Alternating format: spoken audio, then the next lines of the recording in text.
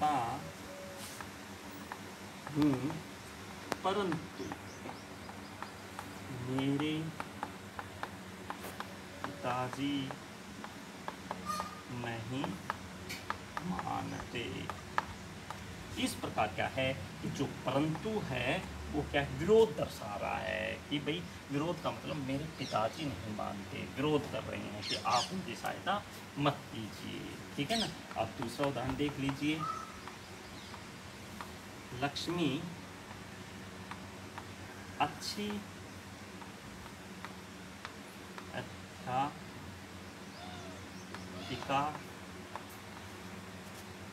थी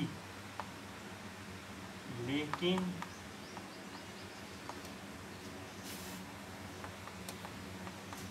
परिश्रम नहीं करती थी।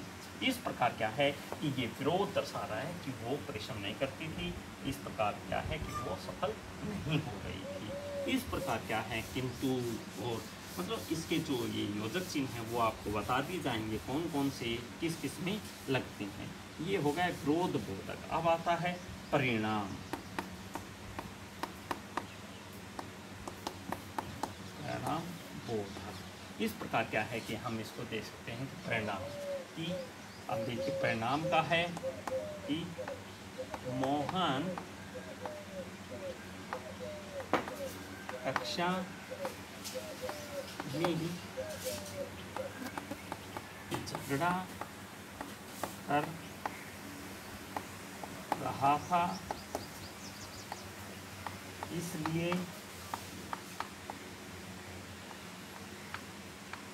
अध्यापक ने उसे बाहर कर दिया। अब जो इसलिए है वो योजक चिन्ह है और परिणाम बता रहा है कि उसका ये परिणाम हुआ कि अध्यापक ने उसे क्या है कि कक्षा से निकाल दिया। इस प्रकार क्या है कि परिणाम बोधक है।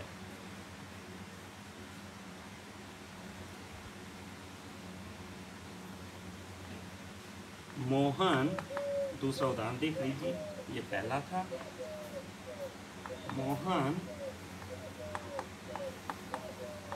परिश्रम करता ताकि सफल हो जाता। मतलब इसका परिणाम निकला कि सफल हो जाता। कब? जब परिश्रम करता।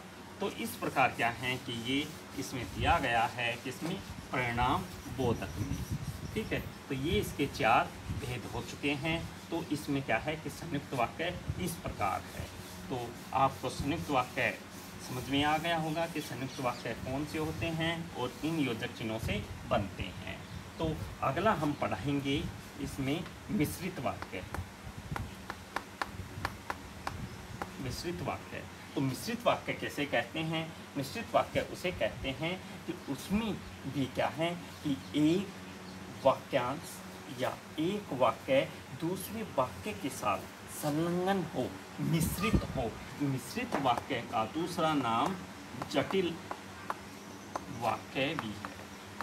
ये ध्यान रखना, बड़ी महत्वपूर्ण बात है कि मिश्रित वाक्य को जटिल वाक्य भी कहते हैं। तो इसमें क्या है कि मिश्रित वाक्य क्या है कि एक वाक्य, ठीक है ना, दूसरे वाक्य के साथ जुड़ा होता है, परंतु एक वाक्य क्या है कि प्रधान वाक्य होता है और दूसरा उसका गौण वाक्य होता है, दूसरा आश्रित वाक्य होता है। मतलब क्या है कि एक वस्तु पर दूसरी वस्तु निर्भर होती है।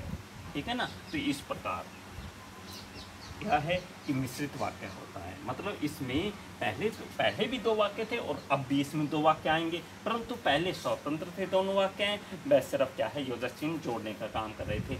अब जो वाक्य आएंगे वो एक दूसरे पर निर्भर रहेंगे। देखिए मिश्रित वाक्य, आपको पता होगा ना मिश्रण किसे कहते हैं।